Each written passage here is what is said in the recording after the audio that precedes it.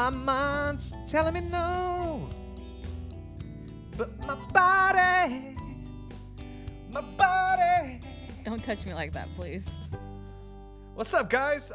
Episode 76. 76. Pro 2 Amateur, first edition of Pro 2 Amateur. Today, our special guest is Leben. And we have three other amateurs. We have three amateurs on as guests, right? We have Delino. We have Wig Splitter Mike. We got Nick Bout That Action. So there's four guests today. One's a professional fighter, legend in the UFC, MMA legend. Going to be fighting February. Let me get that up right now. It was like the 5th or the 6th, right? Yes. It's Bare Knuckle Fighting Championship, guys. I Burger King popped up. Not Burger King. I was not looking up for Burger King. That's hilarious. You know, I listen. She knows I watch all fighting. We watch all fighting. We watch all fighting, and that's so funny that popped up. There's like an old vintage. school. There's a vintage fist fighter with no gloves on, right? And with Bare his knuckle mustache, fighter. like. So I've been really diving into, like, before I would watch it here and there, bare knuckle, but I knew I was going to be interviewing Leben. So I've been diving into it. So he's fighting on Bare Knuckle Fighting Championship, Knuckle Mania, February 5th, 2021, Tampa, Florida. And he is on the main card, and the main event is Paige Van Zant versus Hart. I don't know her first name, but that's Paige Van Zant's first Bare Knuckle Fighting Championship, right? So since what, the UFC? Yeah, since the UFC. They must have paid her big money, right? But I guess we'll never know. Yeah, guys. So he is our guest. He took the time out of his day to actually be on the show. You know, a smaller podcast, and me, the knucklehead that I am, interviewing him. He had to deal with me, so go check it out, guys. That probably was not easy. I'll have the link to the pay-per-view on my page. It's on pay-per-view? Yeah, it's okay. pay-per-view. Okay. I'll have the link to the event on my page, so you could go check it out, guys. And support a legend, right? And that's what I was telling Raquel that. Who the fuck is Raquel? I mean, my wife. Thank you. Cow. Thank you. The beautiful, the darling. But we wanted to do episode once a month of professional anything, right? Mm-hmm. And then amateurs barely starting out in their field. So professional in their field at anything, and amateurs at barely starting off. I just doubled my words. Just so y'all know, these are some of Jesse's crazy ideas as usual. Yes. We're trying them out. I just go along with it. He asked me. Yes. I just say yes. She doesn't have to say yes. It's not like I'm forcing her, right? Well, if I say no, you kind of cry about it. Whatever. But I just hit up. I read Leben's book. I'll have the link to his book in down our below. tree link. That's not even link what tree. it's called. And below, right? Oh gosh. But do you remember me telling you that I listened to his book? No. No? Mm-mm. Do you remember me telling you? Do you remember me telling me? Do you remember me telling me? Do you remember me telling you that I messaged him like 2 years ago and then he responded? No. No? Okay. Well, I remember. I need to stop being a fanboy. I'm gonna get you a shirt. I'm gonna make you a shirt and it's gonna say fanboy on it. And you just wear it every time you interview someone that's like, yeah. You guys, I love fighting. I grew up watching fighting. I watched these people fight my whole entire childhood. I remember I first was introduced to Leben because he fought the Leva middle school that I went to, Leva, in San Jose, California. That the wrestling coach would always come in to the school with bruised eyes and just swollen face, right? And he fought Leben. And the Leva middle school wrestling coach lost, but But yeah, James Franchier, he's actually a NorCal regional legend fighter, right? I mean, just someone that was, yeah, he started from the beginning. I don't know. I didn't go to school there. Yeah, so. I'm just going to take your word for it. I mean, all the stories you tell me, I don't believe. So I'm just going to say, okay. Yeah. I can't confirm nor deny if this really happened, you guys. So yeah, before we get started, subscribe, like, notifications on. You guys put a review. Go to our link tree. Go to our link. Yeah, put a review. And thank you for people that are commenting and commenting. God damn it, I'm talking like you now. Commenting and responding to us and stuff like that. Yes, it means the world, right? It tells us that we're doing something right, and or just doing something. It doesn't have to be right; it could be wrong. Yeah, if you're listening on Apple Podcast, put a review. If you're like, man, Jesse's fucking annoying, put Jesse is annoying, and I'm gonna laugh, and because my wife thinks I'm annoying, and it's probably gonna be her that reviews it and puts, man, Jesse's fucking annoying, right? I probably would, but I think it's my account that's on the Apple Podcast, so I can't respond.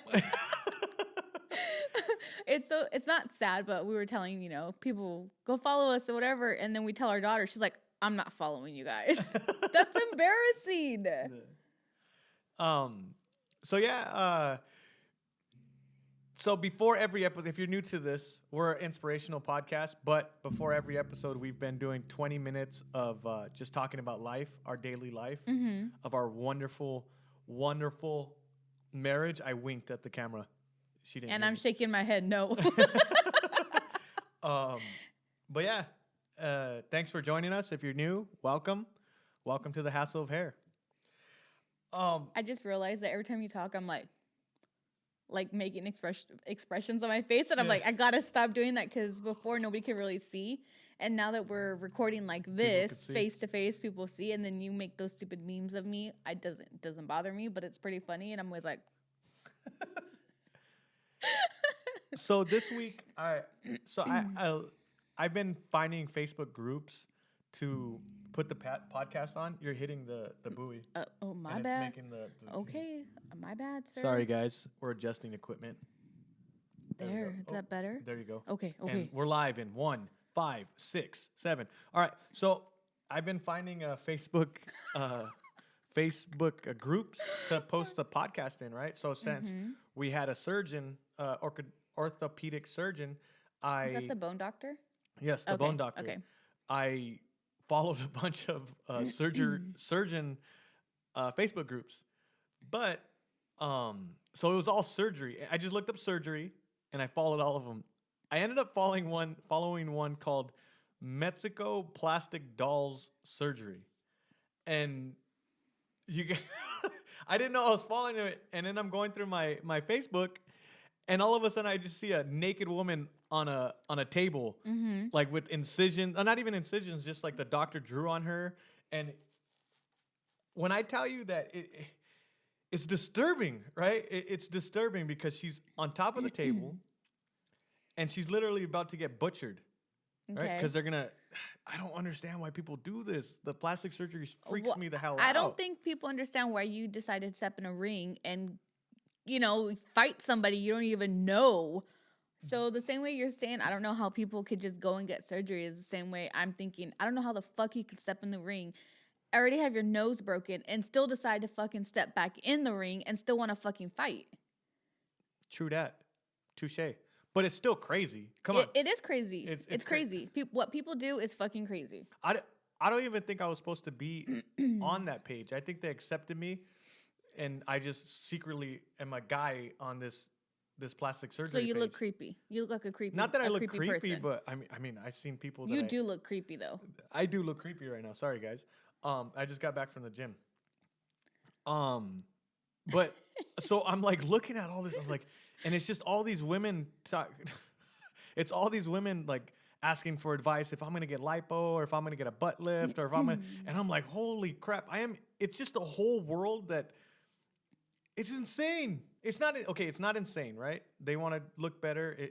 Plastic surgery actually makes people look better. I mean, it's not bad, but it's the way they talk about it scares me. What do you mean?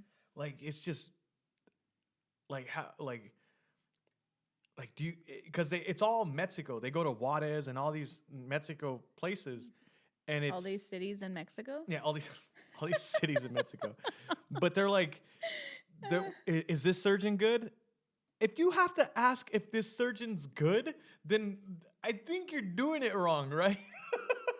If you're asking Facebook, like Well, somebody was showing us, it was either Eva or my sister was showing us that there's a girl that got surgery done and it was like, oh, or something like a butt lift or something. And it says something like, if you want to get your butt like this is what you got to do. And then the doctor like called her out on it and was like, this is how she got the surgery. Not from doing these squats that she's saying she did. This is how she got the surgery. You could always tell by the quads. The quads and the calves. If they got no, a big you can tell by the ass that doesn't move. It just sits right there. But I mean, some doctors like, come on, it's perfect. No one's ass is that perfect. Get the fuck out of here. And I started diving into it, right? And I started looking at these women that have plastic surgery, and you can't even tell. What do you mean? Some of them you can't tell. Like you can't tell that they got an ass. No, like you can't tell that it's not natural, right? Wait, like what? I'm on this page, right? Okay. I'm not supposed to see that they're on this page, and most of them got plastic surgery. Okay. What you think is natural is not natural. Okay. Which I'm okay. Whatever you want to do, I'm okay with. But I'm just amazed on how well it's done. It's so crazy, right? I don't know. Were you expecting it to be like botched, like shitty work or something? Not shitty work. It's just how can you tell? If you had a chance to squeeze two asses, one that was real and one that was fake, would you can you tell the difference? Do you think you'd be able to tell the difference? This is a trick question. No, it's not. I'd grab your butt all day. Yours. I pick answer C. There's no C. No, but for reals. What? Would you be able to tell? Do you think you could tell? Would I be able to tell? Yeah, like I've never felt a fake butt before. But that's what I'm saying. Do you think you would be able to tell? You're saying that this work looks so good it doesn't look bad. I felt fake boobs before. They weren't yours. My boobs are real. They weren't yours. But I felt fake boobs before, and I could tell. Why'd you stutter for? I don't know, because I'm scared. And they weren't yours. I didn't touch it. I was pure. It's so stupid. No, but like they do feel different, right? Sometimes. I don't know if that was just a bad surgery. I don't know. Well, it depends. I mean, boobs are getting like silicone in there. Like if it's an ass, they're getting like fat from somewhere, probably putting it where their ass is. So but Facebook groups that's not the only one. So you know what's crazy is that my Facebook groups and yours are totally different. Well, I'm only on social media trying to get this podcast out. Like, okay, if I'm on social media, it's because of this podcast. And I'm trying to figure out different ways to promote it to people that I don't know, right? Because the goal is to have my friends listen, but also to get out to those people that do need inspiration and find them, right? Or just think this podcast is interesting. They love our marriage talk. But I found this other one where it's an India group, Facebook group, but for medical for like research? Not research, but like if you have questions. What are the questions? If you have questions. They post pictures and like, what is this? And it's just some random guys. Just it's this. Go to the doctor now, or put you go with just putting Vaseline and a little bit of Robitussin on it. And it's just like, no, like people are, I guess because they don't have medical, or it's just crazy. Like I can't imagine looking at the internet for medical advice. You know that I've done medical assisting, right? Mm-hmm. So I was doing my extern, and we had someone come in, and they have people go in there and basically practice or whatever. So this was an actual patient came in, and it was a guy, and he's talking about, I guess he must have had something wrong with his junk. I don't know what. He got something, don't know what. Yeah. Tell me why he pulls his pants down and just shows me his, you know what. Was it and big? I'm like, dude, pick up your pants. Nobody wants to see that. Like, but you got to be professional about it. Yeah. And I'm just like, okay, wait for the doctor. Please pull your pants back up. So Like, don't show me your dick. I'm okay. doctors have to deal with the randomest shit. Yeah. Like, so one time, remember I told you about how I thought I like fucking shit out my intestines. Okay. So I drank a lot of coffee.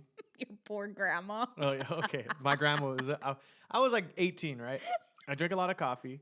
I went to the bathroom, and the whole entire toilet was just blood. There's Ugh. nothing else but blood. Okay. Right? It was just blood. People probably don't want to hear that, but go Yeah, on. sorry. And so I freaked the fuck out. I didn't even wipe. I got up and told my grandma. I was living with my grandma. Poor Okay. grandma. and that we go to the doctor. No, I go to the doctor. I was like, you guys need to take me to the doctor right now. So I go to the doctor, and the doctor goes. It was red blood, right? And what color is blood? well, Is it not red? Listen, because if you're red, you're fine. You're good. Don't worry about it, guys. If you shit red blood, you're fine. No, but Don't listen to Jesse. He's not a doctor. But so I get to the doctor. He's like, okay. The nurse takes me in there. The doctor is gonna come in shortly. She tells me. And then so she tells me get undressed because he's gonna have to check your butthole. Your Uranus, guys. So he comes in. You gotta remember, I didn't wipe. I just got up and went straight to the doctor. Yes, you guys, this is what I'm married to. This is what I'm married to. And so he got to give you the old 2 fingers. Did he make you cough? So luckily, I had to turn He over. barely went like this to you on just No, a no. dip. So I had to turn over. Oh and my then God. and show my ass to him basically. Oh God. And I didn't see what it looked like, but he made like a noise like, oh, like there was just shit all over my ass. Oh fuck, I don't know why I'm saying this. Why are you saying this? But he ends up like kind of just looking at it, doesn't even put the 2 fingers in, and just says, you know what color was the blood? It was red. And he's like, you're good. He said it's probably a fissure, meaning like a hard piece of poop scratched you in your butthole. Yeah. And just blood. Please right? don't use this face as a meme when you do it. I was so embarrassed because you know how they're supposed to keep it confidential and stuff. So I walk out the doctor's. This is the thing. They're supposed to keep it confidential with like your family. Like we can talk amongst ourselves and like, oh my God, you know that patient we just had. Da, da, da. They can't say your name, but they could make fun of you. So I walk out the doctor's office because the doctor left and he was just like disgusted. I probably would have threw up, no lie. I walk out, and you know when you could feel eyes on you, right? I just felt it. And he actually gave me like paper towels to wipe myself. And That's stuff. fucking disgusting. Yeah, sorry. Oh my God, So- you are the worst human ever. Worst. So I end up walking out. Oops, sorry guys. I end up walking out, and there's just girls. It's just all girls and nurses. They probably seen you when you come in, like, oh man, look at that cute guy, da da da. And then No, afterwards, they're like, I was fat. oh, that guy's shit ass. I mean, not that fat. It's not Sorry. not that fat. It's Had not keep pretty. saying that Fat's thing. pretty, bro. Fat is pretty. You mean you were thicker than a sticker? Yeah, and I walk out, and they're all laughing. I would've They're been just laughing not too. like like that, but they're just like just laughing like that. You know what I mean? Oh man, that was wild. That was so stupid. I have so like it's I'm disgusting. I'm gonna probably say that story is true because You were there. My grandma still laughs at it. Yeah, your my grandma grandma tells, laughs yeah. at it all the time. yeah. So, yeah, that was here in town in Los Banos, California. You guys, before we start the episode, follow our Hopefully sponsor. you guys could keep your food down after that story from Jesse. Follow our sponsor and support our sponsor, Adaptive Sessions. They are a kettlebell company, a personal trainer. He's a personal trainer. They are. It's one person. One person. It's not a they. It's a one.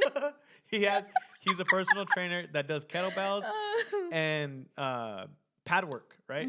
For Muay Thai. Yeah. He's Or boxing. or boxing. He's an Yeah. amateur Muay Thai fighter.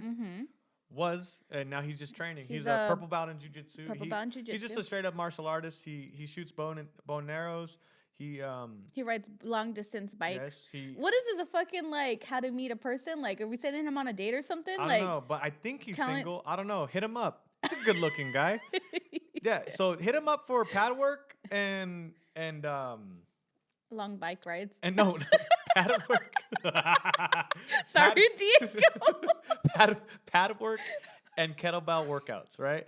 And then if you are a single lady that likes guys with tattoos and guys that really work their butt off and are martial artists, I would hit him up Don't too. hit him up. Okay. Good guy. Funny. He's also You can't the be meme. throwing his personal life out there like that. I know. Sorry. Maybe he doesn't want the girls going after him. So let me ask him first, and I'll tell you next episode. This isn't Matchmaker. I'm sorry. The Bachelor. So we're gonna keep it short today, but Friday we are gonna be dropping a marriage episode. So every Friday is gonna be our marriage episode. I believe we might switch it up. See, another Justy idea. We're No, probably gonna drop a marriage episode. We're gonna do a marriage episode where it's just me and Raquel and just talking. But enjoy the guests today. We got Chris Leben, guys. He's gonna come first, and then it's gonna be Delano, and then it's gonna be Wig Splitter, Mike, and then Nick about that action. We love you guys. Enjoy. Subscribe. Please give us a review on Apple Podcast. If you really or YouTube. Comment down below if you like this podcast, and comment down below who you want on the podcast. Anybody. I'll see if I could try to get them. Been working my butt off. So give me suggestions. If you got any stories of inspirational people, or if you have any stories that that Chris Leben inspired you, put them down below in the comments. Or if you have any shit stories like Jesse, we could tell them too if you like. Please don't tell me shit stories. Or if you want, go ahead. I don't care. But yeah, don't forget to subscribe, follow Instagram, The Hassle of Hair. And thanks for supporting, guys. Shout out to all you guys. I know it's hard out there for people. Keep on going. This is going to end soon. Hopefully. Yeah. So, love you guys. Enjoy the episode. Hashtag fat thumbs. Peace, guys. So, I read your book, The Crippler, Cage Fighting and My Life on the Edge. Yes. And at the time, I was delivering for FedEx. I started your book. I was delivering to Kaiser in the back in the hospital, and man, it just, at the time I was overweight. I was like 260 pounds. I was depressed.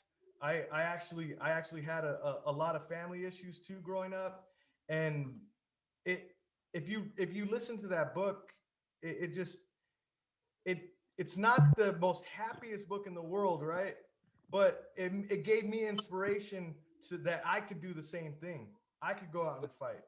And thank you, man. Yeah, and that was kind of the thought process behind it was, it's ugly in parts, it's heavy, but I think that that's what makes it a little more real. It allows people to relate, because sometimes I talk to people and they think, like, oh man, I wish I was a UFC fighter, God, you're so lucky, you're so naturally talented.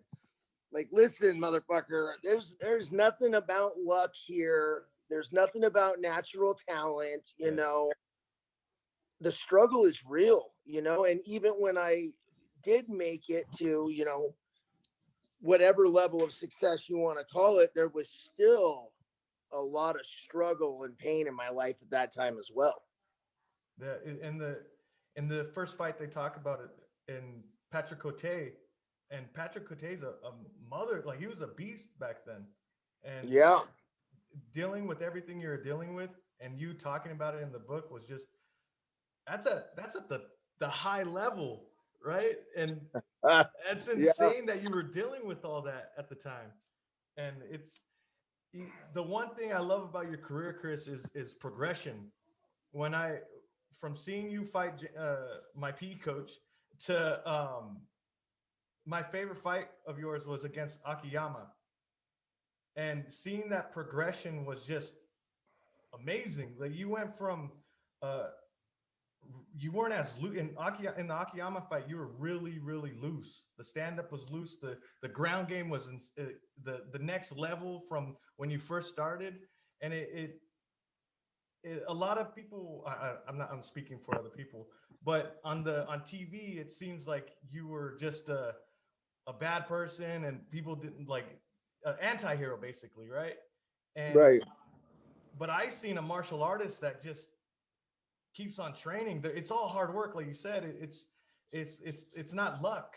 You could see that you trained your butt off throughout your whole entire career. Well, thank you, man. And I like that word that you used, martial artist. Like I try to explain that to people. Like I'm not just a fighter, and I think there are people in the UFC that are fighters. But to me, this game, I consider myself a martial artist because um, I've always really been a student, and I'm always trying to progress. I'm 40 years old right now, and I'm hyped up about some new shit I learned in the gym yesterday. You know what I mean? Yeah. That's not a fighter's mentality, really. That's a martial artist. I'm a nerd when it comes to this game, and so I do. I like that wordage, and thank God I was into something, because if it wouldn't have been for being a martial arts nerd, who knows where I would have ended up. And it's funny because you had in middle of 2020, you said that you were going to retire, but retiring, I feel like if you're a martial artist like that, you're a nerd, you never retire. You might not fight forever, but you're Right. always going to be on the mats. Right. And that's exactly what it is. Because a lot of people kind of hit me up like, well, I thought you said you were retired. And it's like, no, man, I didn't retire to retire. If you watch the video I put out, I'm retiring because I want to focus on refereeing, opening my own gym, you know, being an elite level coach. These are the goals that I still have in martial arts. I want to be a professional referee, and I want to have my own gym and my own students. I want to bring people from never having trained a day in their life all the way up to Bellator, UFC. I think eventually, as a kid, you grow up, you hit your teenage years, and then eventually you move out of your parents' house. That's the progression of a martial artist in my mind. Fighter, and then from there you mature. However, I'm down here in Southern California, and COVID shit is nuts, man. I haven't refereed a fight in at least 9 or 10 months now, Yeah. you know? So the better part of a year, and I have a solid group of guys that I train with, and that I'm training regularly. But I certainly, I'm training most of the guys out of my own garage, certainly not a dojo with my name on the side, and 100 students on the mat. And if I did have that right now, Governor Gavin Newsom would probably tell me to shut it down. Yeah. So there's not a lot that I can do in the way of reaching those goals. So in my mind, why not stay active? BKFC has been so great to me. They've been a great organization. I'm doing some work for them, and I plan on doing more work for them. They hit me up about it, like, hey man, one more. There was a lot of things that went wrong with my last fight, but the judges didn't see it in my favor. There was some issues with the commission and whatnot that just made me not prepared come fight night. So you know what, they offered me one more, take one more bout, take a retirement bout, and I'm like, you know what, why not? Let's do it. Yeah. Not a lot going in. And honestly, I must love it, like I think about it because sometimes, when I'm in training camp, I complain about dieting, I complain about being sore, complain about getting punched in the face, but I always end up doing it again. Yeah. You know what I mean? So Yeah. I the only person I can complain about is me. You know what I mean? Because I'm the one that keeps choosing to do it. And so, So this time around, I'm really just, I'm trying to just really appreciate everything. As you get older, and you get, working with my coach, working with the boxers that I'm training with, those relationships in the gym. I really enjoy all that stuff, and I'm making sure this time around that I really, pay attention, to the gifts that I have, and to what an honor and a pleasure it is to be in a position where my job is just to train my ass off so that I can go put on a show for, for the fans, man. And in my mind, that's a pretty cool flipping job. Yeah, and I think the pandemic and being shut down, I think a lot of people had to look at their lives and say, okay, is my life fruitful? And luckily, I found amateur fighting, and the fighting life is fruitful as hell. Like you get to go to the gym every day and just be with your family at night, and it's fun.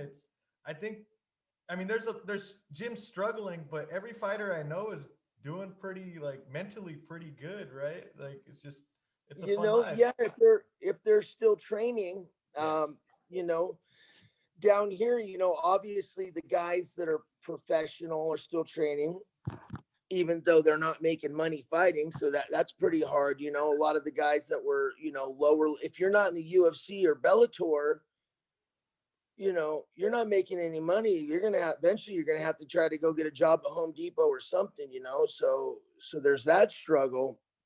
And then there's the struggle with, a lot of these bigger schools. I know plenty of guys that go, that are older, and, their therapy is jujitsu. You know what I mean? They're not trying to be a professional fighter or anything like that.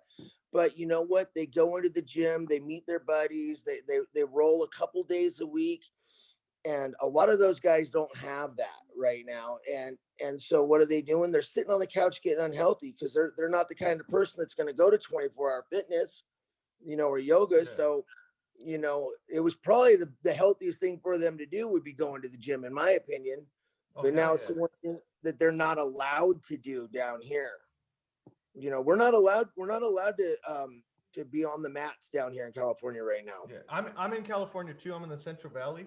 I Okay. yeah, I'm in the it's a really country town, Los Banos, California, and it's luckily we're just small.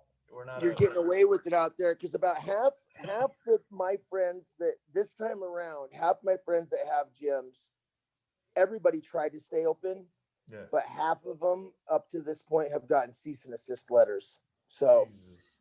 yeah, Look, yeah, my coach has gotten people coming in, but luckily she stays strong. Luckily for her, like if it wasn't for her, then I wouldn't be training right now, to be honest. good for her, man. Yeah. Good for her. So I do kind of want to talk about bare knuckle fighting, and one thing that I do see you bring from MMA to bare knuckle is your clinch work, and your one-handed your one-handed 50-50. I mean tie clinch kind of, and just Right. go on here. And do you in training do you specifically train the clinch, like clinch boxing? Absolutely. Yeah. Of course. Yeah.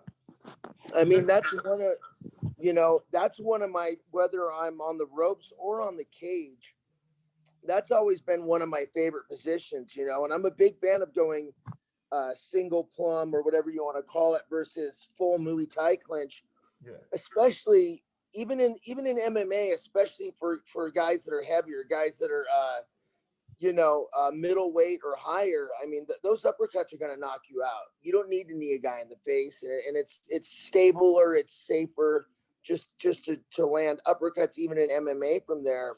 And for bare knuckle, um, I think it's phenomenal because, boxing, it's illegal. So it's a great place to get the upper hand on a boxer. Boxers, a lot of them, even though they know that you're allowed to do that, they haven't trained with that for years and years like MMA guys. So if you're an MMA guy and you're fighting bare knuckle, I mean, I think that should be one of the go-to strategies for sure.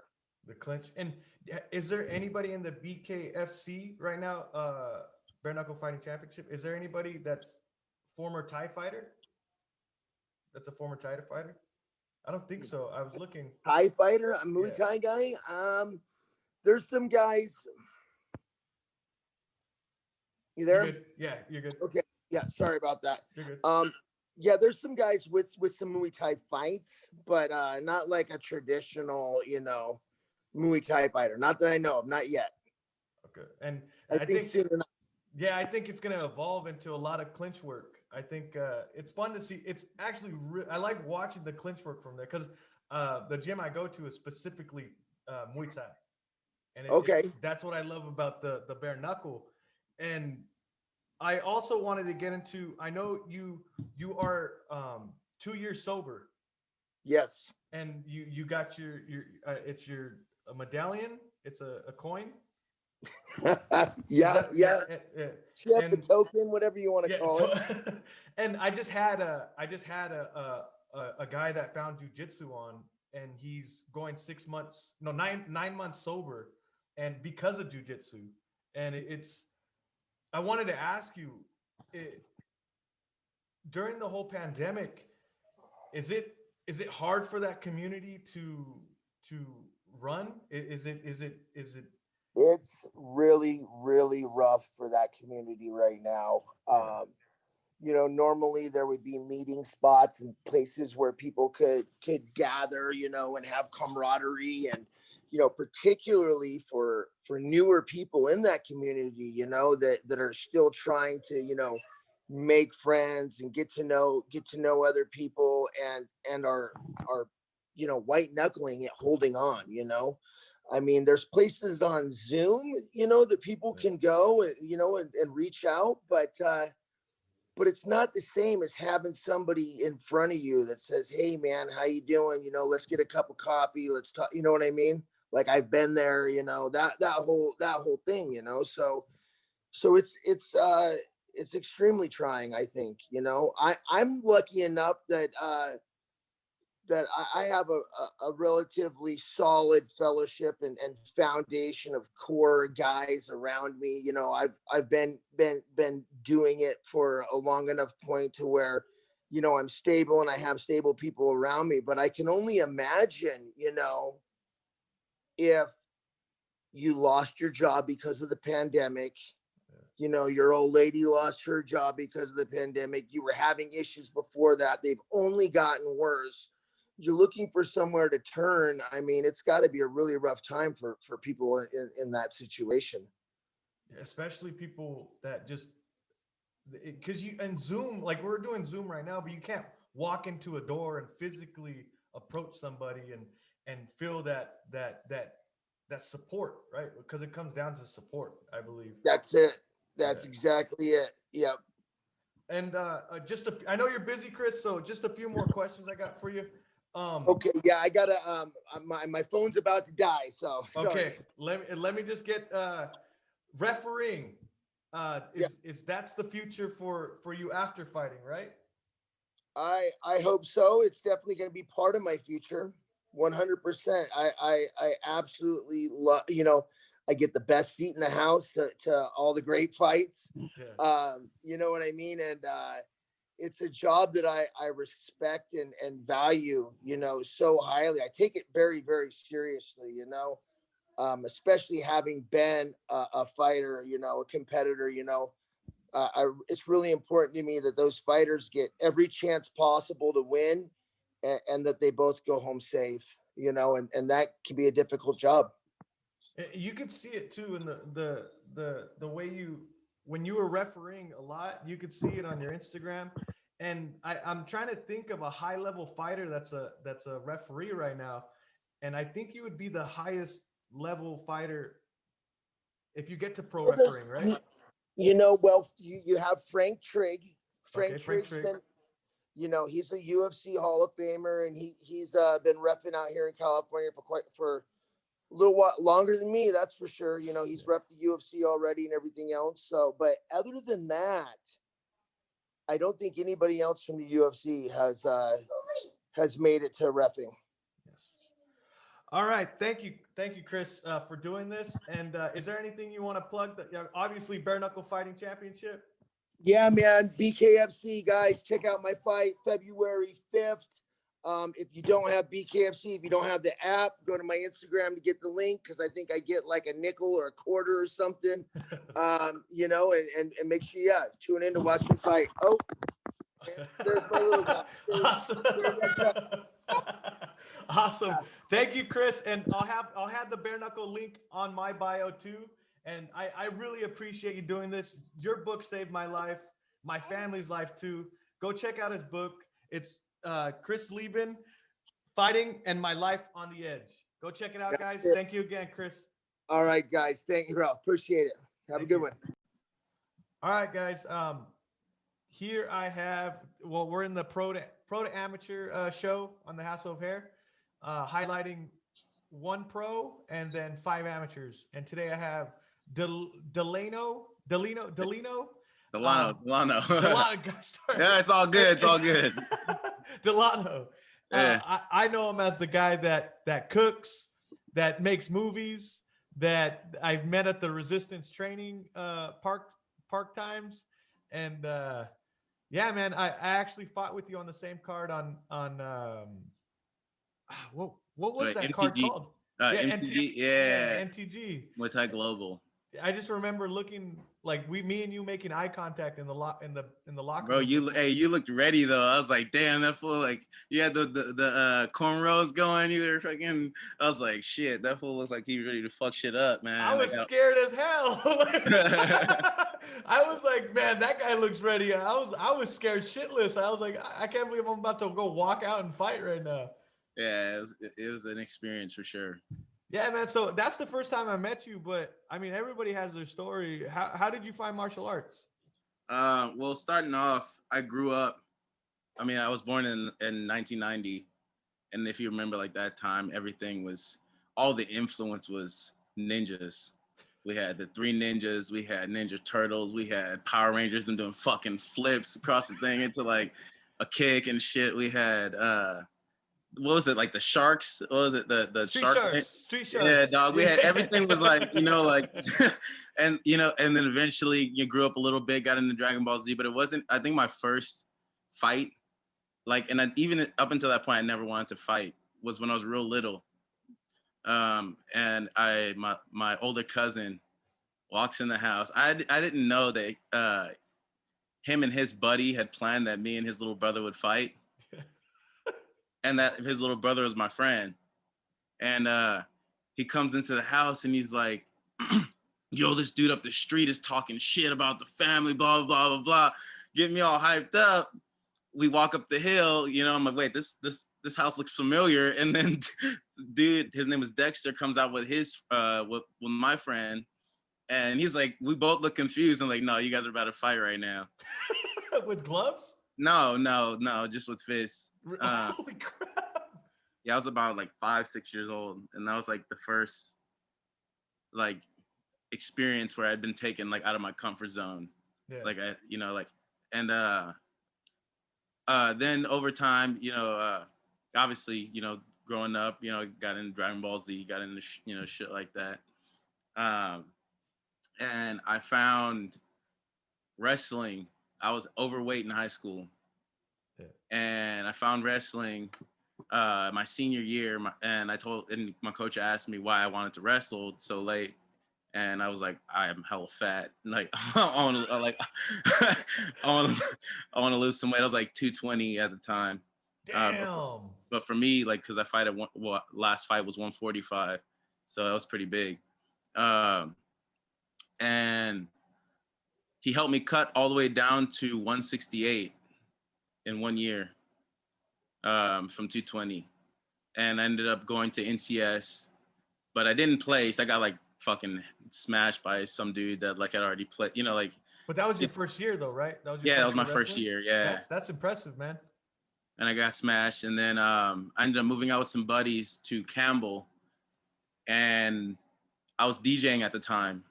So it was too much partying, man. It was just, if we weren't actually throwing a party, there was somebody coming over the house, bringing a bottle, or, like trying to turn, like it was always like an event, and like, it just became too much. And I was like, I need to find some training. And that was around the time that Never Back Down came out, the first one. Yeah, those And meatheads. yeah, and my buddies in Los Gatos, they were about it.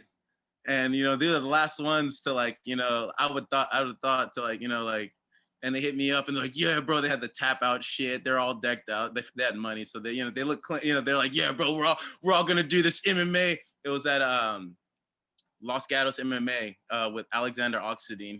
He actually happened to be the jiu-jitsu BJ Penn, one of BJ Penn's jiu-jitsu coaches out of Hawaii, and they're real close.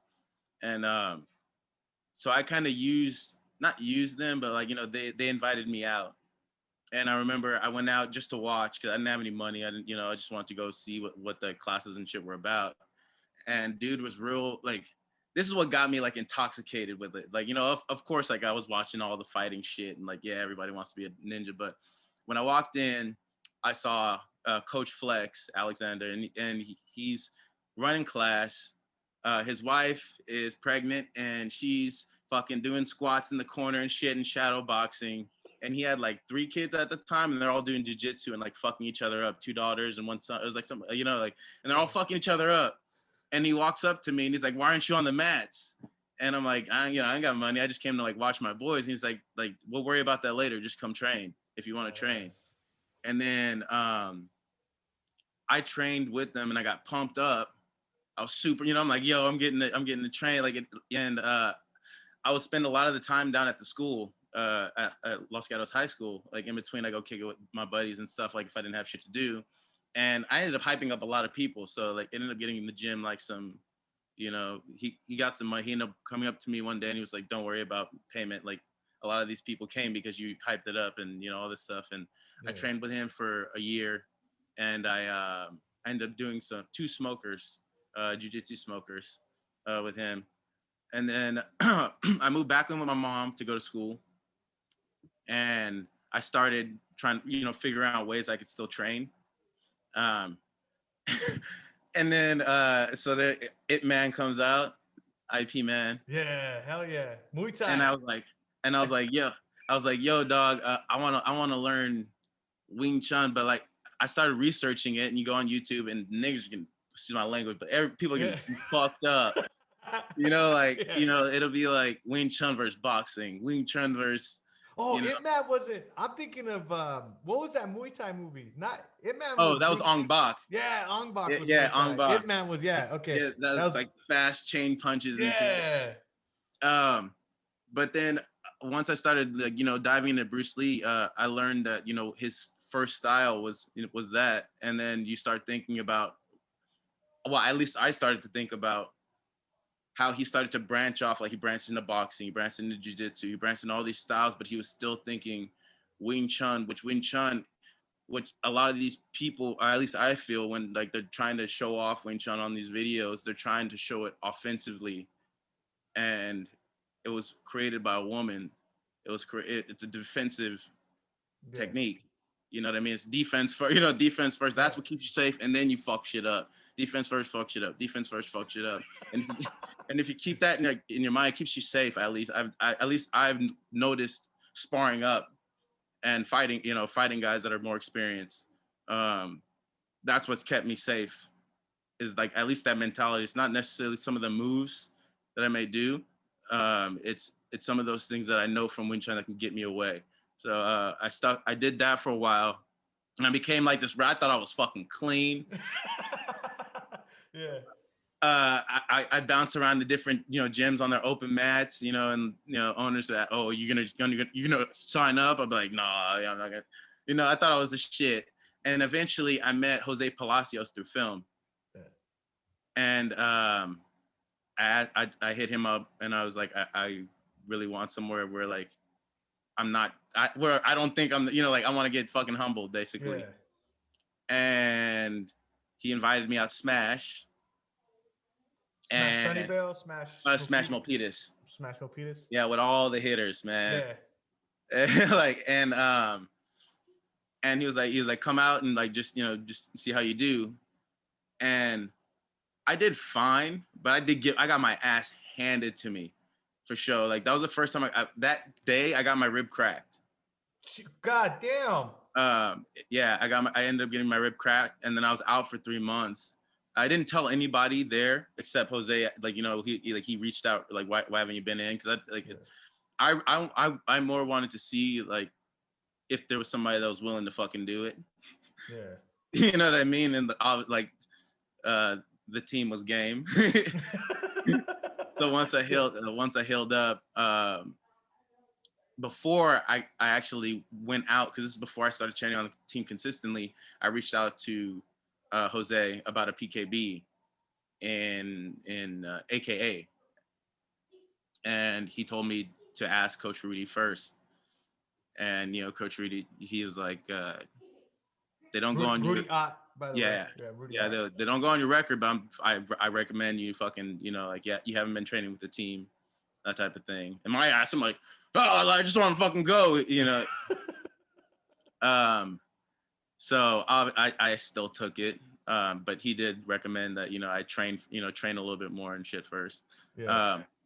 I won that PKB, but I did fracture my foot, or the top of my foot. God damn it, dude! You're just getting. How do you? That's a PKB. God damn, Bro, dude. hey, no, dude was going hard too. It was Yeah. like, I think at AK, I don't know why they just let it go. It was just like people were throwing that day. The haymakers and stuff. Yeah, so. Yeah. But it was so funny, man, because like it was before I'd ever experienced like real contact.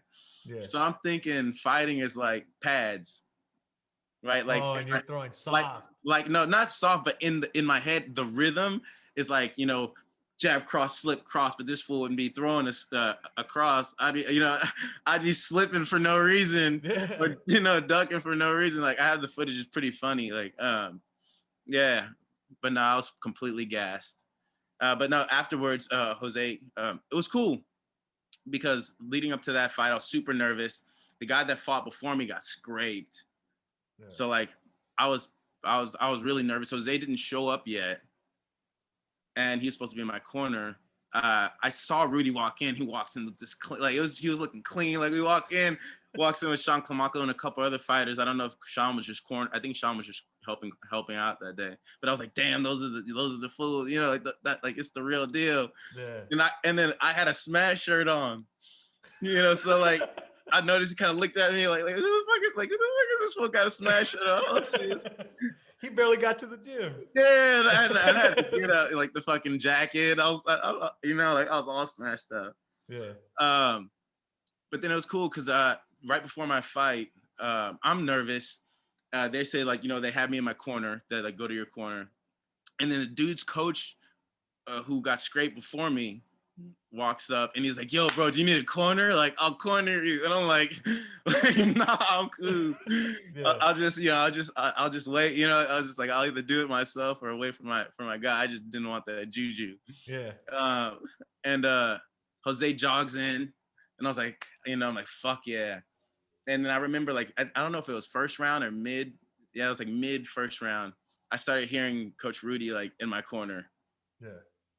And like that was like the first time, like started like, you know, like I heard like, you know, jab, kick. It's like this like annoyed kind of like, nigga, you're not doing what I told you to do. Yeah. You know, like, yeah. And then like you start tuning in with that shit. So like I started realizing like, at least from like the significance of like having somebody that like is not afraid of just yelling out in the crowd and letting you hear what you need to fucking do. Yeah. Because sometimes it helps you ground yourself when you're getting punched in the face. So you, dude, you're doing so many other things. Like not only do you fight, but you're doing movies, you're cooking, you're doing I think you said DJing. Oh yeah, not DJing anymore. That's saturated, man. The party scene, and it's too much. I'm getting old, bro. I can't keep partying. But you're constantly doing stuff. You're what mixed martial arts is, right? Like you're doing everything. And so then you had the 2 fights after that, right? After meeting Rudy, you got into his gym, you started training. Started training, then the rules fight, you know, you got to do your PKBs first. Yeah. You have to have a number of PKBs, and then after that, you approach him again. You let him know you want to fight. Is your goal to become a pro fighter? If that's what it, you know, yeah, if that's where it takes me, you know, for the most part, I tried to stay in front of the right people So if that does ever get presented to me, you know what I mean? I'll feel inside like I'm ready. Man, I haven't met a person that talks bad about you. Like for some reason, like everybody loves you, man. Everybody talks good about you. I'm all right.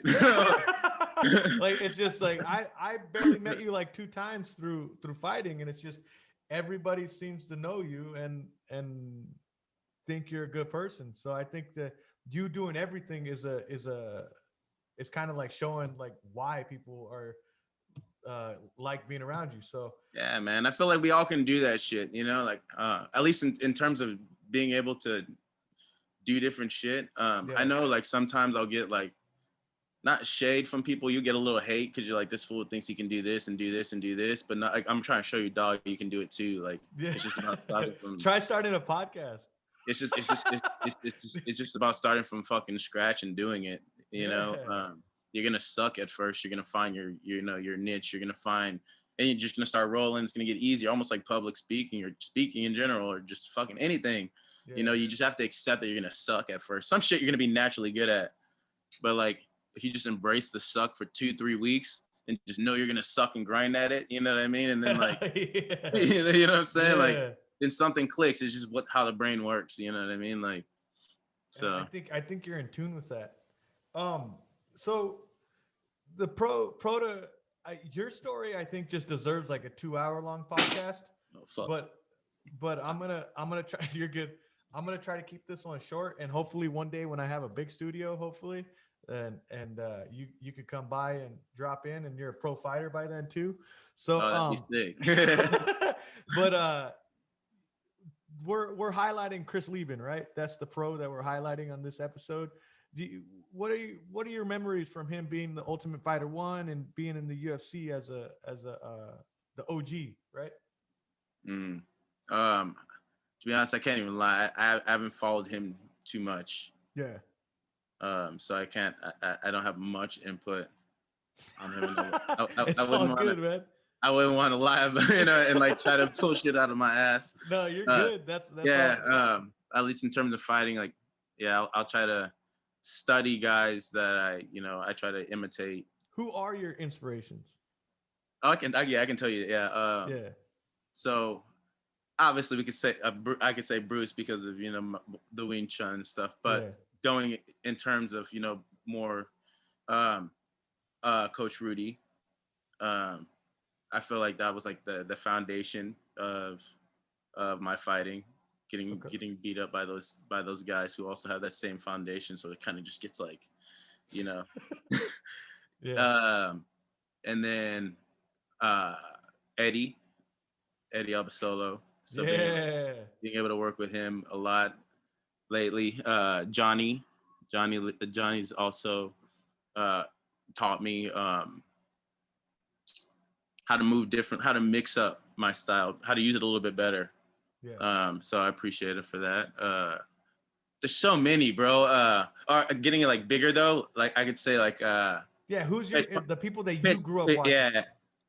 Well, grew up watching.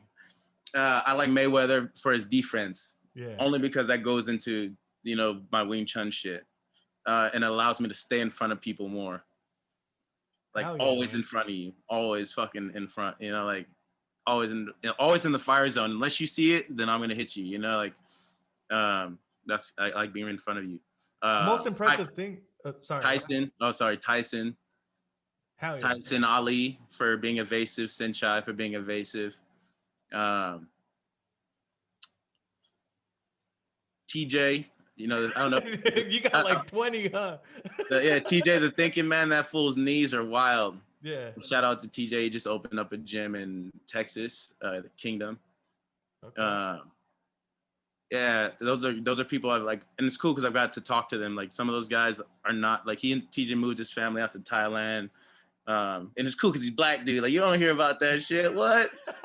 Moved out to, what I'm saying? Like moved his Latina wife. Like she ain't got to move out to Thailand, dog. And she, yeah. You know what I'm saying? Like and then they came back and like they both fought out there, both became pro and stuff. And it's been cool like watching their journey. And one of my boys, I sent him out there to go check out the gym, and he had a good time. Bought the shorts and all that shit, and it was good. So eventually I'd like to go out there. But man, I'm just all about making connections, man. Hell yeah, I am too, man. That's why I love doing this podcast.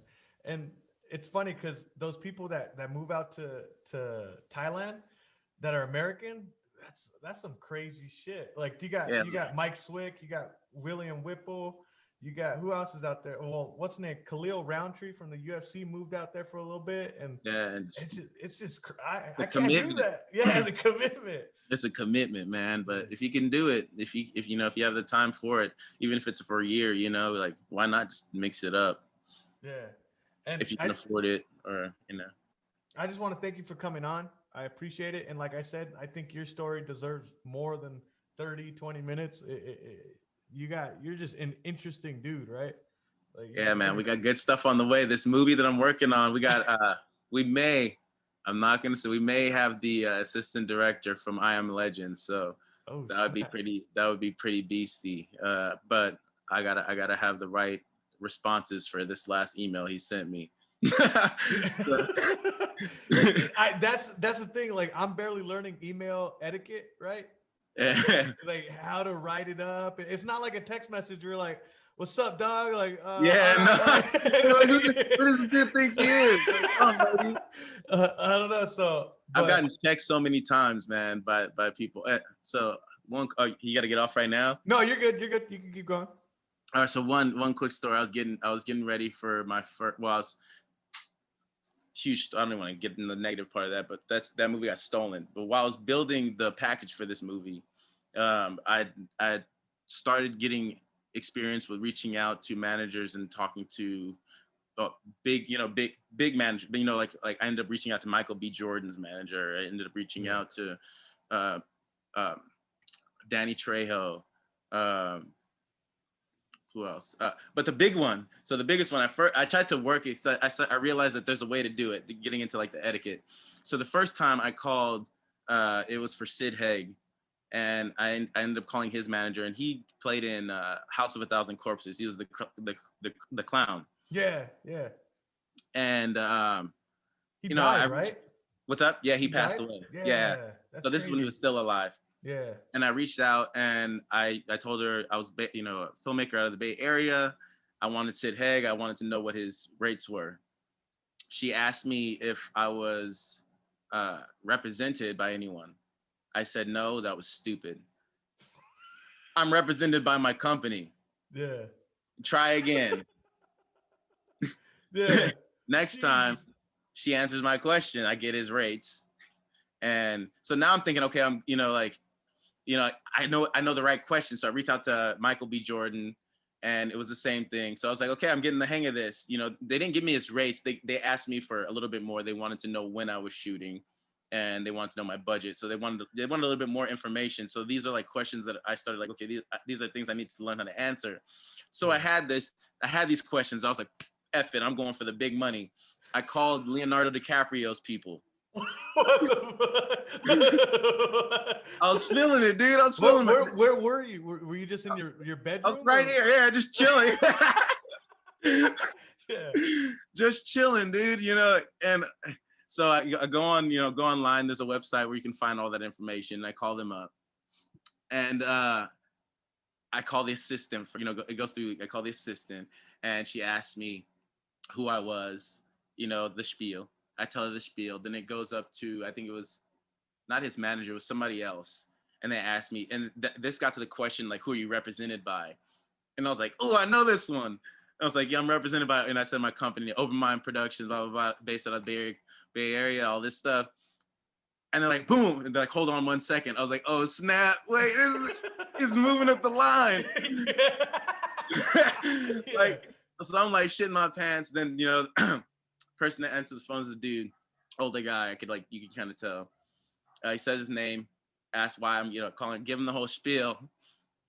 And then he kind of chuckles. Like he could tell, I guess, from and he's like, what was your name again? Asked that, say my name. And he was like, and I was like, he's like, why are you calling? And I was like, I just want, I told him I wanted to know Leonardo DiCaprio's day rates. Because I wanted for a couple of days. He laughed. He kind of laughed. And he's like, that's fucking crazy, dude. he was like, this is not how it works on this level. Yeah. And I was like, like, I was like, well, I was like, well, how does it work on that level? And he was like, basically at this point, like, you got to have your manager or a lawyer contact us. That's nuts. And they make us the proposition. Yeah. And like then the yeah, contract like papers and all that stuff. Yeah, like that's what we want to see first. But the fact that you got that high, like you made it to like right where you should be to get in contact with them, right? Yeah, it was nuts. That's crazy. It was nuts. You just gotta go for it, man. Yeah. You just gotta go for it, like. Yeah. Yeah. And that's what I think. That's what I'm doing. Like trying to get guests. I'm just like, all right, I like this person. I'm gonna email them, see what happens, and yeah, dude. Fuck it. Reach out on IG, reach out on Facebook, reach out. Like people will respond. They're not doing shit. It's a pandemic. Hell yeah. Yeah, like I was surprised how quick guy reached back to me, because before, when I would like deal with producers and stuff like that, or just anybody that was above me, it would be like 4 months. My email would finally get responded to.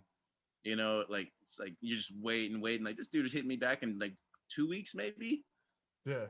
And he was like, I'm so sorry, like I'm interested, like so I'm like, oh man, people need to work as long as you have the money, you know what I mean, and you can, or at least you're showing them that you're trying to do it properly, or whatever you're doing, you're trying to do it properly to get them the money, or to get to the right place to make money, or you know what I mean, like you're not just like, oh, I got an idea. Yeah. You know what I mean, like. And that's what I'm slowly learning, like the more people I talk to, who's about it, like who's actually willing to work, and who's just like talking and there for the clout and Instagram and all that stuff. Yeah. It's a hard thing to find your way through, right? Yeah. It's got to be a little, you got to be a little selfish, even if that, I know it sucks saying, but you got to be, because sometimes, at least in terms, because I meet so many people, and I'm in all these different lanes, and everybody's shooting me fucking ideas. Yeah. You ever see that episode of Dave Chappelle where he's like, when he's chilling with his girl in the restaurant, and he's like, and people will always like come up to me, like there's a time and a place, and they'll come up to him and they're like, yo, Dave, I think, I got this new idea, and he just zones out, and he's like, rubber duck, train on fire, big boobs, flat beer, like start singing like, I was like, you know what I mean? It's like there's a time and a place for it. As long as people come across the right way, then it really shows that you're dedicated. And it doesn't even, it can be small, right? Like the park. All it was, you show up with your gloves and your shit ready to go, and we're gonna be here every weekend. And it just turns into something. It just turns into something. Yeah, exactly. And the thing is, they expect people to help them. It's like, create your own fucking vision, dude. Like, if you want it so bad, just fucking do it. Yeah. Like I said, you deserve way more than 20, 30 minutes. I'm going to get you back on soon when you're free. But yeah, I do want to keep this short. It's probably going to be long. Yeah, it's all good. Yeah. So, but yeah, man, I'm going to reach out to you again and try to get you on again. But dude, where can people find you out on Instagram and Instagram? Open Road. Okay. Open Road is my IG, OHPENROAD. Let me double. Yeah. Make sure, because I'm always like mixing up the way I spell my stuff, man. Trying to. Yeah. OHPENROAD. And where do people find all your videos and your movies and stuff? So we'll have to talk about that. Okay. All right. Just go to his Instagram, guys. We'll talk about it the next time. We'll have to talk about that. Yeah. All right, man. Another time. Thank you. Today we got with us Mike Rossi. Yeah. Rossi. Mike Wig Splitter Rossi. And I don't even tell people your name. I just tell people, oh, that guy Wig Splitter. Yeah, man. It's so funny, bro. Like literally, I've maybe like the last 2 weeks, I've been like getting in contact with some people, and they're like respectfully sending me a text. Right, we've been in like maybe 3 days of conversation, and I get hit up back with a, hey, like no disrespect, but like what's your actual real name? I was like, wait, you should, all right, for sure. But at the same time, I'm like, that's awesome that people got the wig splitter in there, because it's like, oh, I have so many plans to do with that name, that so it's like sweet. The fact that they were like that name catches, in people's minds, that's Yeah. in my head, I'm already winning with it, So And it's I first met you at the park when the Resistance was starting their park sparring with Herney. correct. The first time I met you was at the coaches clinic at CSA, man. The coaches clinic? No, Yeah. I didn't meet you at the coaches clinic. I met you. It was just a sparring day. It was a sparring day, and But it was a sparring day. But then I think, oh, maybe you didn't stay. But like right after the coaches clinic like started, I thought, right? because no, it was a sparring day because I never went to my coach went to the coach's clinic. You might have got me confused with somebody else, but I remember the first time we sparred. I remember your tattoo, bro, and I remember you whipped my ass, and I was like, you whipped my ass. I was like, holy shit, like, who is this dude, man? Like, Some fat dad. Like, damn, I really got my ass whooped. I was like, for sure, all right, hell yeah. And then I remember your tattoo, man, because it reminded me of this like skateboard. I love Creature. like Creature and stuff, and it stuck out. I was like, that's sick. And then you told me like about old girl, she tattoos. You're like, oh yo, actually like some girl at the gym, and like she tattoos. And then later I met her at the park, and then I started following her. I'm like, oh hell yeah. I just that's Nashi. Yeah, Nashi, like she's her tattoo's been improving fast, man. It's crazy. I definitely been. I finally got my first check after working, so I'm definitely due for some ink. Like I get a adapted sessions. I want that sharp job on me, man. Badass. Like, hell yeah. Mike. So, how did you start fighting? Oh man, so I honestly started fighting. Let's see. First, I was literally just getting in fights, like as a walk around the neighborhood. There'd be some kids, and then it would be just to be like, yo, we would fight or whatever. Just oh, boom, it was just the way to go. But then as I got older, it would be bar fights or something, or somebody was picking on like a friend of mine, or somebody came up on somebody's. Did you have any training at all? No, I had none whatsoever until like a huge literally like the first tragic event in my life, man. And an ex-girlfriend of mine actually she actually hung herself, and me and my boy actually like everybody was looking for her, man, and she got found in our friend's garage. My boy found her hanging, and I'm at an interview first day on my job, and he's like looking for her, whatever, all over. He's like, I'm still looking, man. Like she's got to be around here somewhere. And then literally, I'm like, all right, man. I just got to the job. Within like 5 minutes, man, he calls me back, and I'm like, oh, for sure. Like I this is my boy. This is my homegirl too. And I was like, we weren't dating anymore, but she was still like she was a day one homie, and so all of a sudden, I get the phone call, and I answered it, man. And I'm not, like in the movies you hear, like in old school movies, like Scream, like the movie Scream, like actually people screams when you see people getting, man. And I was like, oh shit, what the hell? I'm like, bro, and he just was, I couldn't understand anything he was saying, man. And it was like, whoa, like it registered in my head, but I'm like, nah, man, like this. She has to be alive or something, And he just starts yelling, she's dead, man, she's dead, get over here. And so I literally froze, and I'm like, oh shit. And I stopped talking. He's like, Mike, and I'm like, bro, wake her up. And he's like, I can't, she's hung herself, she's hanging, I can't get her down. And all of a sudden, I'm looking at my manager, and tears are starting coming down my face, but I'm like looking at him normally, and just saying, I gotta go.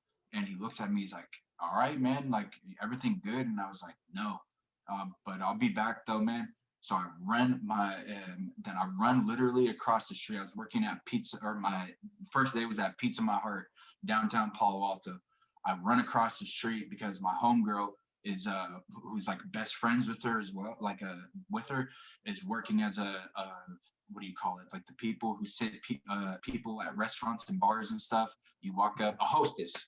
I walk up to her, and like I'm literally like I have no not like crying, but like my tears won't stop coming out of my eyes, you know. And I Yeah. look at her, and she just like she's walking back from walking somebody, and she sees me, and she walks up, and she just automatically knows it's not good, and she starts crying. I'm like, get up, come on, girl, like we need to go.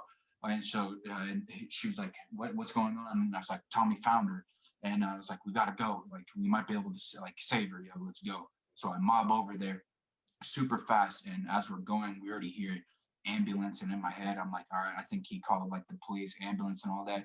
So we just start mobbing behind the ambulance. We get there, boom. So all of a you sudden, thought she was you thought she was alive this whole entire time, or did you? yeah, I'm hoping, you know, like I've Yeah. never had, I don't know, you know, like Yeah. I'm hoping she's alive. And so we get there, and my boy has her out on the sidewalk, and I've never seen a dead body, nothing before. And when I went over and I looked at her, I'm like, she's dead. Like that's Yeah. a dead person. That's a dead human. And the ambulance are like giving her CPR and everything. And she didn't make it. And then so they shot her with some adrenaline needle or whatever. Yeah. Got like a pulse, put her in the ambulance, took off, boom. And then from there, man, it was down, everything just downhill. Our whole group, man. I got into I got into pharmaceuticals, man, Oxycontin. I didn't go home maybe for like 2 or 3 months, just running around the street, mad at the world, just a hot mess, man. Really, really hot tempered, you know. Like, How old were you at the time? How many years ago was this? see, this was in 2012. Okay. Yeah, and so all of a sudden, I was just literally something clicked within like maybe I don't know, maybe like a year, and so 2013, all of a sudden I'm just like, yo, this is I don't this isn't right, man. Like I don't think this is what people should. I don't think. I mean, I don't think anybody's prepared to deal with death. There is no right way to deal with death. You know, it's very weird. Like we have no training in this kind of thing. You know, but in my head, I'm like, this is not how. I don't think this. If there was, I don't think this would be subscribed. You know, like you know what I mean? Like, oh shit. Instead, like it was yeah. So all of a sudden I'm just like, dang, man. So one of my boys had always told me, like, man, like you need to stop fighting in the streets, bro. Like we need to find a gym for you. So that just one, like that, those words just all of a sudden popped in my head one day, man. I was like nodding out on a couch for like just high off Oxycontin, and just was like, all right, like what? Something just clicked, and I'm looking around, all our whole group, our whole circle, our whole clique, it's all in this house, you know. And it's just like, what? Like what is going on? Like this is not it. Like, or we were pretty much we might as well just kill our own selves, you know, if this is the way we want it. Like if It this was how just we- you just thought that? You just thought that? I just thought that, and I literally, in my head, I cut everybody off in the group of circle, right? I just didn't say anything to them, and I disappeared, man. I disappeared, and I went, and there was this place called Fairtex. Obviously, you know, everyone's familiar with the gloves, and in Thailand, but there was a Fairtex out in Mountain View, and there's a really funny story, actually. There's this huge hype of this kid, like who was kicking ass and everything, and like some videos like would be going around, this young kid with these adults, you know. And I was like, who is that?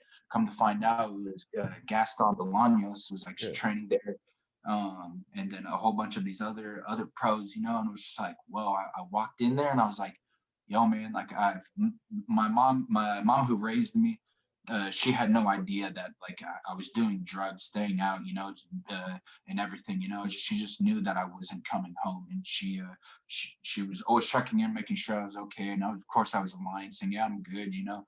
And but then I went to this gym, man, and I literally used that as, you know, some people go to those sobriety houses or whatever. Yeah. Sober living. Instead, I was like, yo, I gotta get off of I was having withdrawals, you know, like the pain, the withdrawals from, what is it, opioids and stuff, it's nasty, man. It's painful. It's an ugly route to go, you know. It's and you just found a gym. You found the gym, and that was your sobriety house. That was my sobriety house, man. That's awesome. But yeah, hell yeah, man. And within a week of being there, right, this coach at the time named On Fairtex. All of a sudden one day he was like, "Hey, you want to train?" And I was like, "Hell yeah, I would!" Like, hell yeah, this is it. This is my calling. Like UFC, here I come, you know. But totally not. It was so far off, man. I get in there, right? And he says, "Okay, every Saturday, Sunday, you come 6 a.m. be here." And so all of a sudden, I popped up, right?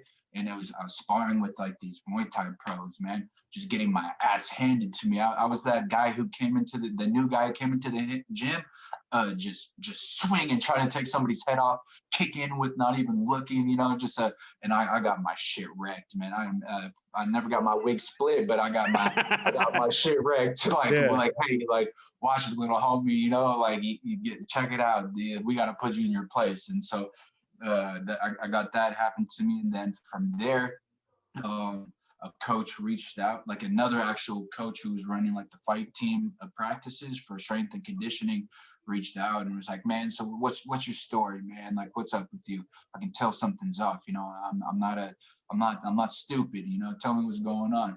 Yeah. And I was like, "Man, this is what happened." And he's like, "All right, well, if that's the case, then you know what? I need you here every day, man. If you can be here every day, I'm gonna make sure that you know, if you give me your time, I'm gonna give you my time." And then it was just me and this young cat, man. I've been trying to actually find where he's at, but Frankie, this he was like a 16-year-old who just looked like a 20-year-old, man, and had these heavy hands, just nasty, man. I really I don't know where he's at, but I hope that kid's doing good and whatever he's doing, you know. Yeah. But so then, yeah, just this first thing that came up, it was called Kung Lee's Born to Fight. It used to be held at the Saddle Rack. Hey, that turned into Dragon House, didn't it? I have no idea, man. I believe that it's something like that, you know. It's but it's like what the PKBs are now. I feel like that's what the setup was like the mats, just huge mats open, you know, in this huge dark stabled kind of room, you know. And it was just, you see every gym, you know, people like fighting, boom, and it was just like the atmosphere and the energy in that place was so dope, man. And I remember it was I was really scared. I was like, wow, people are getting knocked out. Like there weren't no, like, you can't knock people out, you know. And I was like, oh my god, like, this is it was so cool, but like, what, I might die here. Like, all right, you know, let's do it. And how long from sobriety to Kung Lee's Born to Fight? I would say year and a half. Okay. Yeah. And then I've had what do you call it? I've relapses, you know, but not of opioids, you know, like partying. Just as I got older, dipped into other stuff. I've never been consecutive, like a consecutive year through actual training. It's been like almost half a year, maybe like 8 months, you know. And the next thing actually that happened after, right? So I had my 4 whatever smokers they were called back then, right? The Kung Lee's smoker thing, and then there was this lady named Linda Lois, or Linda Coke or Choke. She's a Dekwa Muay Thai out in Oakland. She used to hold these smokers too, and it was a pretty similar gig or whatever, you know. Everyone from all around the Bay would come out, boom their thing, she would throw on this huge show, man. It was in the ring though too, so it was more. Okay, so that was an official amateur, right? The picture that you had. You posted a picture in a ring. Yeah, that was actually called Battle of the Bay, I believe. Yeah, Battle of the Bay, and that was held in San Jose at the San Jose Convention Center in downtown. Man, that was like the big thing for up and coming amateurs, man. Like it was cool. I know. Actually, that's how I got linked up with. I've had a lot of coaches, man. You know, I've been to a lot of gyms, but actually I was rescued. I guess not rescued, but a coach by the name of Rudy Ott. When he was he had his gym Unlimited, and my coach didn't show up it was I believe my second or third amateur fight, and my coach did show up and was telling me like the day of, as I'm like driving, I'm pulling up, and I think that the promoter was like Jane. I forget her last name. Jane. She's huge in the fight community, Muay Thai community. She's a great lady, man. And I tell her, yo, my coach isn't coming. I don't have a corner. And she's like, well, do you want to fight still? Or are you backing out? I'm like, hell yeah, I want to fight. And she was like, well, who, like, do you know anybody, any coaches here? And I remember there's this cat named Jacob who was always, he'd been on every amateur card that I was on. And Jacob, was he from Hollister? No, Jacob, he was from Milpitas too. Okay. I forget. I'm so bad with last and that's names, that's how you found Rudy Ott. Yeah, and I was like, oh, yo, like he was the only dude. Like I'd be back there, right? And he'd always give me props, like, yo, what's up? I think we were always in a red corner together, you know. So it was like, red corner, blue corner, like, oh, what's up? Red corner, we're gonna go undefeated. Everyone on our side is gonna win. But So I was like, oh, there's this dude, Rudy, and not only that, I was like, okay, dudes got but Jose Palacios in them, like had some dope ass fight shorts, some of the dopest in the game, man. Like Jose Palacios, man, is one creative individual, man. He's very artistic, man. So I was like, oh hell yeah, what sick fight shorts, And not only that, like I've never heard anybody verbal in corners except Rudy Ott. Whenever that man is at a fight event, man, you as a fighter, being able to hear coach's voice, that's one thing, So that was like, all right, for sure. I think this will be the dude, Like I think, hell yeah, I think so. I'm gonna give it a shot, right? Boom, won, man. It was so cool. It was the first time too. I think I actually fully listened as well to my corner man, And man, that him he guided me through a nice easy win, And it's crazy because that story from you finding your ex-girlfriend to now getting to the ring. It's so unconventional, and people don't realize this is like fighting's not football or baseball, or it's not a sport, right? Like you literally were about to go in the ring and your coach wasn't there. This isn't fucking youth baseball or youth football. There's no, like, that's what I'm trying to do with this show, right? It's this episode, right? The pros to amateur. You're on Chris Lieben's episode, and I'm showing him talking about his career, and then now we're talking to you, who you're kind of like barely starting it. You spent it takes years to finally to be comfortable with where you're at. Like some people don't find their coach right away. Like I didn't find a coach right away, and like you went through this whole entire journey to just. It seems like at the Resistance, like you're stable, right, with all the people that are there. Yeah, it's what's beautiful about the Resistance, man, is that one is kind of some similar kind of concept, when nobody was there for anybody in a time of fucking mayhem, all of a sudden, I mean, the Resistance, it goes deeper than from when I was introduced to the Resistance. What the actual Resistance was a group of guys, who were really getting their own fights, still just holding that family atmosphere. If anybody felt like they didn't have a home, like, hey, check it out, come be with us, man. You're not alone. Don't feel like you're alone. And it's something started even way before the park. The great group of individuals, man, super close. They've had their ups and downs together, and have been there supporting. And Johnny, he John Hurney. John Hurney, he reached out to me one day and just like, hey man, he started inviting me actually to family holiday parties, man. And it was like, I'm adopted. My mom who raised me, she's not here. I have very little contact with her, sadly. Try to work on it as much as possible. But then my family's in Brazil, and I'm literally just by myself, but also by choice. I don't, being in big groups for too long. I either will I'll pick up bad habits, or I won't be honest and truthful to myself and my daily regimen of what I should be doing, So it's also by choice, you know. So it's a way how I can focus and be the best.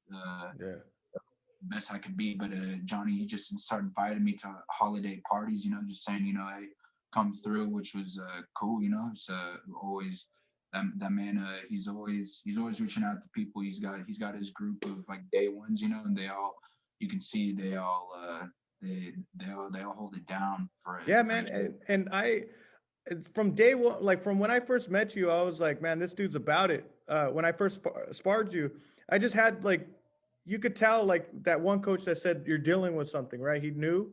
And I was like, this dude's a fighter. Like right when I met you, I was like, this guy might be struggling, but I could feel like he wants to fight. Like that same energy that I had when I just decided just to start fighting. Like I could just feel it, man. And dude, ever since I heard the name Wig Splitter, I just been like telling everybody about you, trying to as much as possible. You know? Yeah, bro, that's what's up, man. And it's like I don't think your story deserves like 20 minutes that we're doing right now. I think your story deserves a way longer podcast. And I do once we have time, and once you have time, and I'm going to actually going to be at the PKBs this next Saturday.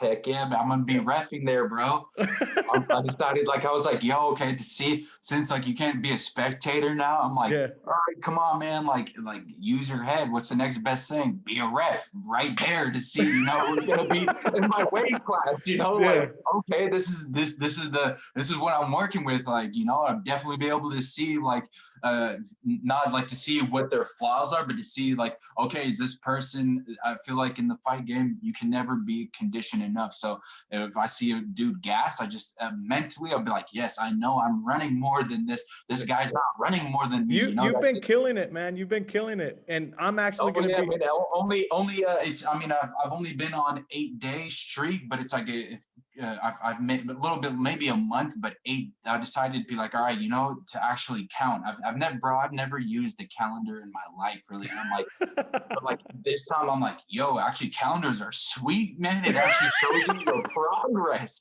Besides looking in the mirror in the scale, like, heck yeah, like this is 8 days is fucking long, bro. Yeah.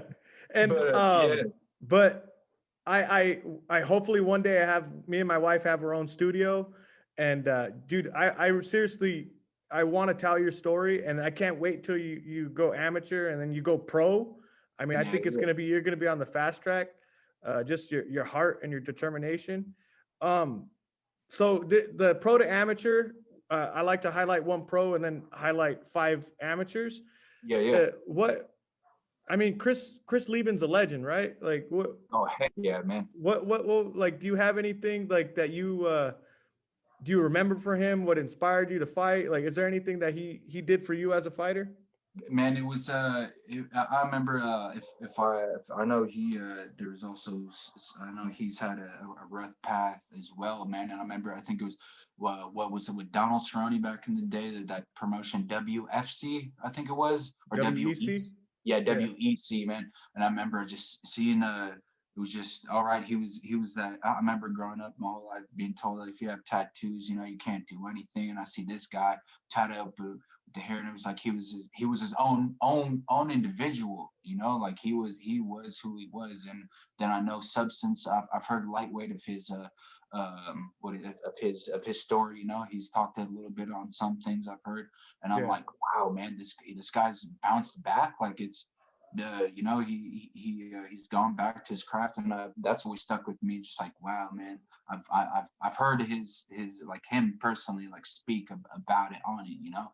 And I was like, wow, that in certain times when I was down, you know, on my luck, and my fallout was drugs, you know. And it was like, okay, all right, if this guy at a pro level was able to do this, like I definitely need to be able to, you know, if I want to strengthen my mind, you know. And I think seeing hearing anybody that you watch on TV, like, hey, like that guy went through something in defeat, and look where he's at. He's on a huge national stage, world stage, you know.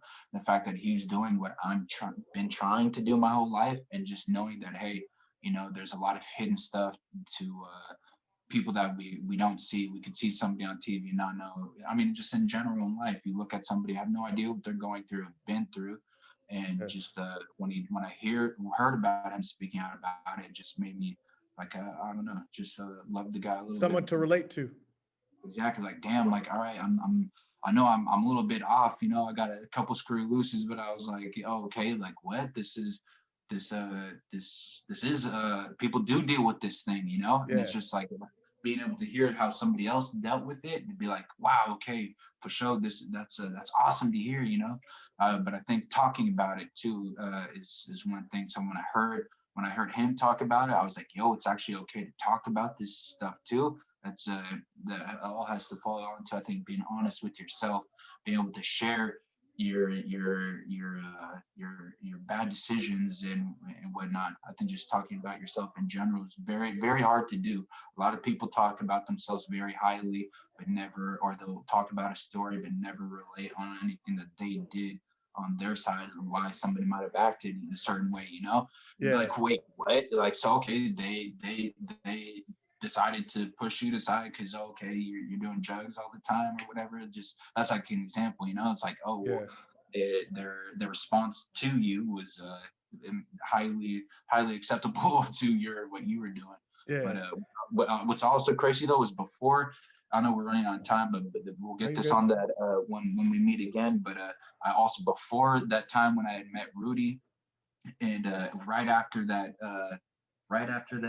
Kung Lee going to fight series, man, I also got diagnosed with the Guillain-Barré syndrome, man, and I was told I was never gonna fight again, bro, and I had ended up getting paralyzed, and that was even rougher, man. So, bro, what the fuck, Wig Splitter? That's why, like, I don't know if you've ever looked at me directly, but I got one little eye and one eye, like from like the nerves, like damage. I was paralyzed all the way to the side of my like face, man, and I had to wear like eye patch and everything, but I didn't get my one eye is like little. So when I look at myself in the mirror to remember, like, dang, like you could have been like that forever, you know? Or I'm so glad that the only thing I got left from it was like my eyes, like sometimes like it's like halfway shut. So one eye's like normal, the other one just looks like I'm about to blink, but not.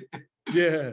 That's fucking crazy, dude. Like I said, your story deserves like a long podcast, and I can't wait to ask you so many questions. But till then, thanks for coming on, and thanks for being part of the show. And where can people find you? Where can people find me, man? Oh, that's a good one. If they want to find me, I'm on IG. You know, if honestly, I would give my phone number out to anybody who's going through any kind of substance. I don't know if you want to do that. I don't know if you want to do it. You know, just I mean, that's sometimes I wish I had that, a number to call somebody. Hey, you know, like I want to use today, man. Like, well, hey, cool, what's up? Like, come over, come train. But you know, that's like you said, it might not be a good idea, but just know that I'm that kind of person. If somebody's ever in that kind of stage, you know, they call me, hey, I need some help. You know, I'm always there. But my IG is TRFC _Wig Splitter, just how it's spelled, WIGSPLITTER.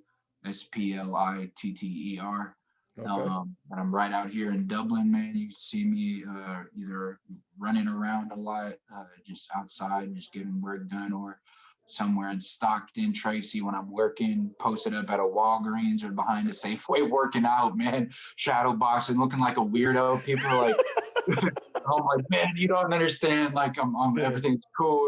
I got to get this working because, you know, if I don't, I'm going to be behind today, and I'm trying to go 365 days straight of just being active, man, you know? Hell yeah, man. I'll put all your links below, and dude, keep on being you. Don't stop, man. And I'll see you next weekend. And check out Wig Splitter, guys. He's gonna be a future professional fighter one day. Hell yeah. Cool. All right. So we have Nick about that action. Is it Bauer? Yep, Bauer. Yeah. What's up, man? How you doing? Yeah. I'm doing good, bro. I'm doing good. How you doing? I'm all right. So this episode of The Hassle of Hair, it's from pro to amateur, and I'm going to highlight Chris Leben on this episode and 5 amateurs, and you're one of the amateurs. And it's funny because you told me I'm not an amateur because I'm fighting PKB, and that's amateur, man. Those are smokers. You're right. Yeah, yeah. I mean, I'm right there, definitely. But like for people who don't really like understand fighting too much, like my friends and just other people like that, I try to put it in like football terms. So like Yeah. the smokers, I would put like high school, and then amateurs would be college, and then the pros would be the pros. You know what I'm saying? I'm right Okay. there, but I got to know my spot. Awesome. And the first time I met you was at a PKB or saw you. I didn't even meet you then, but I think we met up afterwards. But your intensity is in a whole different. It's another world, man. Yeah. You bring it. Yeah, man, I really do put everything into my fights and just into my training, and it shows. Like I see people, I'll see people who are like calm, cool, and collect after the fight, and I don't understand that. I just like, what I mean, I worked hard for that, bro. Like I worked really hard for this, and like I'm really excited for the win, so I'm gonna let it show for sure. Awesome. And how did you find fighting? So my dad would always watch like the old school UFC fights, and like boxing always was there and stuff, watching that. But I never thought like I could do it or even know how to do it or anything like that. So just one day, my friend and coach Mikey Shaw, he started training, and like I just seen how far he took it, and he started winning titles, and I was like, okay. So he kind of showed me the ropes. So I kind of just followed him and followed his footsteps, and just now, just I'm here right now. So worked Awesome. out. And where did you grow up at? I grew up in Tracy, California. And did you always know you wanted to be a fighter? I mean, I always like it was always something that like I wanted to do, but I just didn't know if I could or how. You know what I'm saying? And, until I seen Mikey doing it and being successful at it, I was like, okay, well now I got a little blueprint that I can follow, and let's see if I can do it. Let's see if I can like go through the training. Let's see if I can fight, and like let's see how it goes. And I fell in love with it, honestly. Awesome. And what martial arts do you train in right now? Right now, I'm doing a lot of boxing, Muay Thai. That's about it. I need to get on my wrestling again and my jiu-jitsu, but no, it's basically just wrestling, jiu-jitsu, boxing, Muay Thai, stuff like that. A little Awesome. MMA here and there. So do you want to do Muay Thai fights and MMA fights? Yeah, the end goal is for sure MMA. That's definitely where I want to end up. That's where I want to be at, but I'm definitely not going to turn down any Muay Thai fights or boxing fights. Boxing is one of my biggest loves. Not a lot of people know that, but I do love boxing. So it would be a true honor to have a boxing match in the near future. Awesome. And this coming up Saturday is the PKBs for the IKF. And are you going to participate in those? Yep. I'm signed up, ready to go. Awesome. And when's the last time you competed since from the pandemic? Yeah, the last time I competed was last October. So last October I fought in San Francisco. They had a little PKB there. And then I haven't fought since then, but I was supposed to fight in March before the pandemic started going down, like super tough. So I was supposed to fight in March. So I was getting ready for a fight, and they canceled it. So I mean, I just been consistent and staying ready and just like grinding like the whole time this pandemic's happened. I haven't missed a beat. I haven't took no days off. I haven't rested. Like I just been working, just trying to get better. You know what I'm saying? I was taking this like opportunity to like get better since I wasn't able to fight. I was just super focused on my training and just making sure like I got the right people around me to make sure I'm growing and going in the right direction. And that's what I'm trying to highlight with these episodes, especially highlighting the amateurs, is that people don't see this. They don't see the beginning stages. They don't see what it takes to go pro or even to get in the ring. And everybody has their specific journey. It's not like football or baseball or basketball. Nobody has the same story, right? There's no high school. There's no youth sports. This is basically exactly 100%. And 100%. how did you find the right coach right away? Yeah, I mean, I've been blessed to have really good coaches my whole time I've been training. I have nothing bad to say about any of my coaches, but everything happened exactly how it needed to happen. Like I needed it to take this long for me to do this many PKBs, to go through the coaches I went through just to get me to where I am today, because I soaked up knowledge through all that, like everything I went through, all the coaches I've seen. So I needed that in my journey for sure. But now I feel like I have the right group of people around me who are really like tuned into just me and want to see like just me get better. So I'm doing a lot of one-on-ones right now, which I never really got a lot of back in the day. And I'm doing a lot of just like personal work and just tweaking the little things that like was never really pointed out in the beginning. So just I'm in a good place now for sure. Awesome. And how much of your day is surrounded by fighting? How much are you thinking about fighting, and how much are you how much of the day, how many hours of the day is basically fighting for your life? So I work Monday through Monday. I have like 3 different jobs. So I work every morning, and then every night I'm either doing something for my fighting. If I'm not in the gym, I'm like on the treadmill, or I'm doing road work, or I'm on the bag or something. But I'm I'm usually in the gym every single night. So I'm just constantly thinking about it. It's never leaves my mind. It's literally the only thing I care about. I don't really drink. I don't party. I don't like do drugs. I really don't do anything but want to be a fighter and just get better at it. And I'm truly blessed that I'm able to like be healthy enough and like not go through any injuries during training camp and just keep on pushing and keep on growing and getting better. I'm just super blessed and that I'm able to do that. Okay. What's and you said you had 3 jobs and you train all day. Why go through that grind? What's your why through all of this? That's a good question, man. I don't know. Because I've heard a lot of times on like you'll see it on like movies, or you see like superstar athletes say like you could do anything you put your mind to, and I just really in the beginning I really wanted to just be something before I even thought about fighting. I didn't even know what. Like I posted something on my Instagram saying that my name will be in lights, and I just didn't know what yet. I always knew that I was gonna be big, but I didn't know what. So when I found this, I was like, well, let me see how far I can take it. So I just really honestly, bro, on over time, just I fell in love with training and grinding and getting better, and just so like that's my why, man. Like I just like growing as a person, and truly like fighting as like made me a better person and a better human being outside the ring. Like things I can't even explain.